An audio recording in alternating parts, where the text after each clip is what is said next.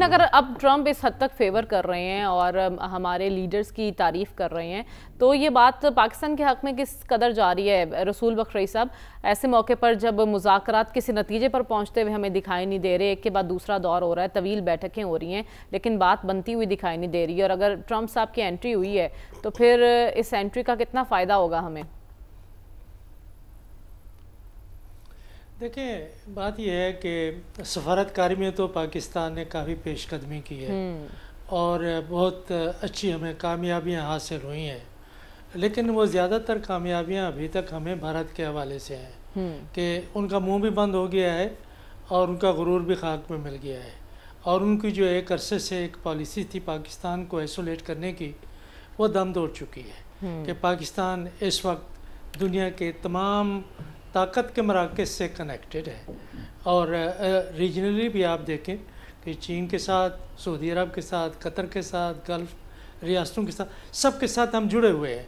अब जो अफ़गानिस्तान का मसला है, ये कोई नया नहीं है हमारे लिए, बहुत पुराना है। इसमें हमारी अपनी कोताहियाँ भी हैं, गलतफहमियाँ भी हैं और ख़ुद फरेबियाँ भी हैं, ये सारी चीज़ें शामिल हैं। आज अगर तालिबान काबुल में इक़्तिदार में बैठे हुए हैं तो उसमें हमारा किरदार कलीदी है। हमने उनको पनाहें दी, हमने उनको वो वसाइल फराहम किए जिससे कि उन्होंने मज़ाहमत जारी रखी। सिर्फ़ अफ़गानिस्तान के अंदर से मज़ाहमत न कभी हो सकती थी, न कभी हुई है, जब तक कि पाकिस्तान की पुश्त पनाही उनको हासिल ना थी।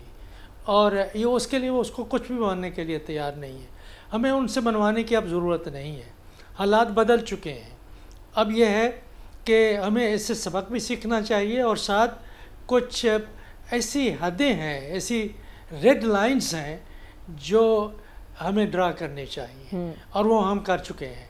किसी भी सूरत में अगर कोई गिरोह अफ़गानिस्तान के अंदर से पाकिस्तान के अंदर ऑपरेट करता है तो फिर उसकी बात हम सिर्फ काबुल से नहीं करेंगे, हम अपने तौर पर भी करेंगे कि उसके के लिए कार्रवाई हम करेंगे, बॉर्डर को हम सख्त करेंगे। तालिबान ये भी समझ लें कि उनके अंदर एक इस्तेहकाम, मुआशी इस्तेहकाम, समाजी इस्तेहकाम नहीं हो सकता जब तक कि पाकिस्तान अपने बॉर्डर न खोले।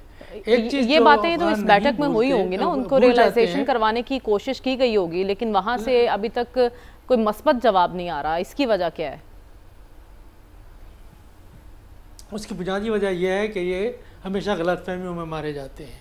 ये जो बहुत बड़ी जंग उन्होंने अफ़गानिस्तान के ख़िलाफ़ की, वो भी ख़ुद फरेबी में थी कि वो अमेरिका का मुकाबला कर सकते हैं, अमेरिका उनका कुछ नहीं कर सकता। आखिर क्या हुआ? मुल्क तबाह हुआ, ये भी तबाह हुए। अमेरिका का या मगरबी ममालिक का क्या बिगड़ा? पैसे गए, पैसे उनके आते जाते रहते हैं।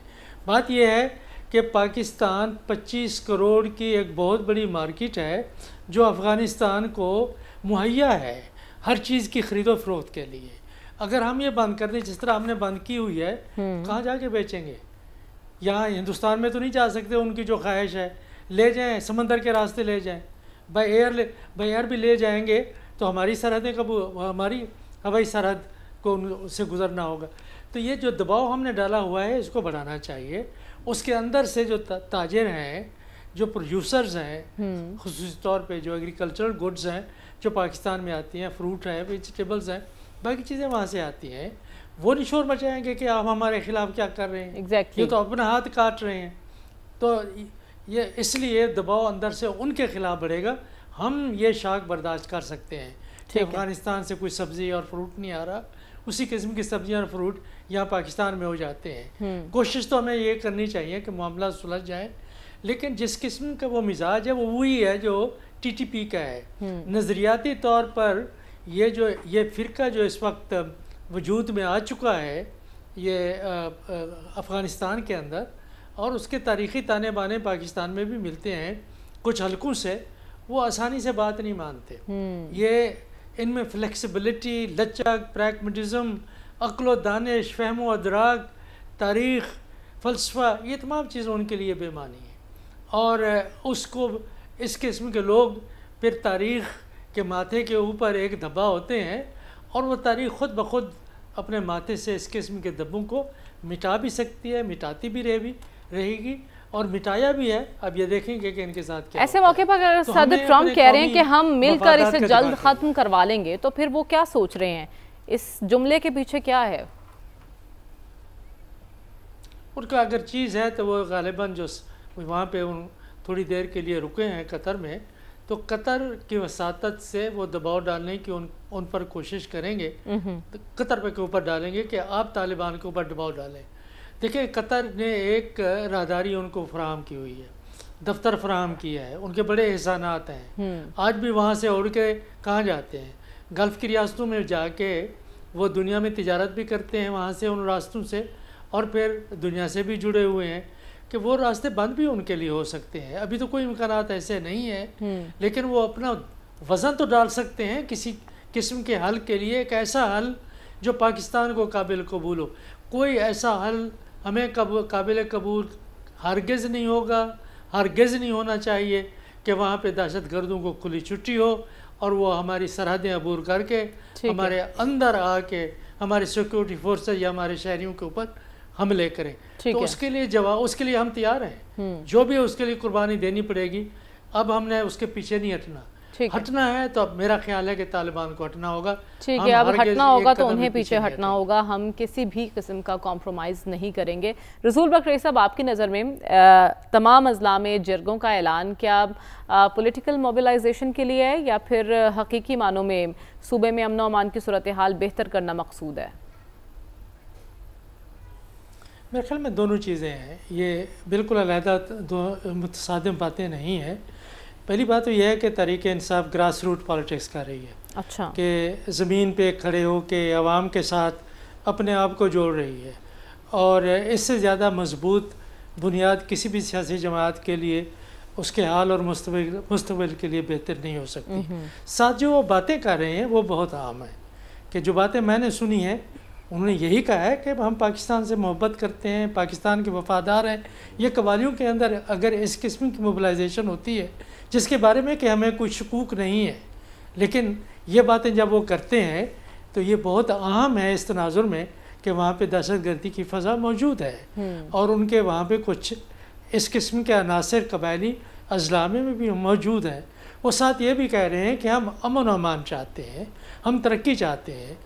ये कोई जारहाना बात नहीं अगर वो ये कहते हैं कि 500 अरब रुपए जो वफाकी हुकूमत ने किसी ज़माने में कबूल किए थे कि वो देंगे कबायली इलाकों की तरक्की के लिए, और जब उनको जम किया है तो उनको अगर बाकी अजला के बराबर लाना है तो 500 अरब रुपए कौन सी बड़ी बात है। आप तो इतना कि 1.5 ट्रिलियन खरब रुपए तो आपके सिर्फ ये पब्लिक एंटिटीज़ हर साल खा जाती हैं। वो आप उनकी जो करप्शन है उसको आप ख़त्म करें, लोगों के ऊपर लगाएं, कबायली इलाकों के ऊपर लगाएं, जहाँ पे कि ज़रूरत इस बात की है कि लोगों का रुख किसी और तरफ ना हो, बल्कि वो ये है कि तरक्की और खुशहाली और सियासी और समाजी इस्तेहकाम की तरफ हो। मैं समझता हूँ कि वो बहुत अहम काम न सिर्फ तहरीक इंसाफ के लिए कर रहे हैं बल्कि खैबर पख्तूनख्वा की सियासत को अवाम के साथ जोड़ने के लिए। दूसरी बात रही कि दहशत गर्दी के ख़िलाफ़ वो ये कह रहे हैं कि जी आप ऑपरेशन ना करें। यह इसका मतलब ये नहीं है कि जो ऑपरेशन इस वक्त हो रहे हैं उनकी वो मुखालफत कर रहे हैं। वो बात यह है कि अगर टारगेटेड ऑपरेशन होती हैं, इंटेलिजेंस बेस्ड ऑपरेशन जो सैकड़ों की तादाद में रोज़ाना पाकिस्तान के मुख्तलिफ इलाकों में हमारी सिक्योरिटी फोर्सेस कर रही हैं, उस पर किसी को एतराज़ नहीं है। कि जहाँ पे लोगों की नकल मकानी ना हो, जहाँ लोगों का नुकसान ना हो, लोगों को घर बार ना छोड़ना पड़े, ये कुर्बानियाँ कबायली इलाकों के लोग दे चुके हैं पाकिस्तान के लिए, हमारी सलामती के लिए, सब के लिए। वो तो हमें उसका इकरार करना चाहिए, उसको काबिल तासीन ठहराना चाहिए। और ये जो बहुत बड़ा चैलेंज है, ये बात सोचने की है हमारी हुकूमत की और इस्टेब्लिशमेंट की कि जो बात हमारा चैलेंज है ये कॉमन है, ये खैबर पख्तूनख्वा का चैलेंज नहीं है, ये हुकूमत और सिर्फ इस्टेब्लिशमेंट का, ये सिर्फ पूरे पाकिस्तान के मुस्तकबिल का चैलेंज है कि हमने मिल के दहशत गर्दी को ख़त्म करना है। और किसी भी कामयाबी के लिए ज़रूरी है कि वफाकी हुकूमत, इस्टेब्लिशमेंट और खैबर पख्तूनख्वा की हुकूमत इकट्ठे मिल के चलें, अब उनको साथ ले कर चलें, उनके लिए ज़रा नरमी पैदा करें। आपके लिए कोई वो ख़तरा नहीं है, बल्कि आपकी मामलत कर सकते हैं। ठीक है।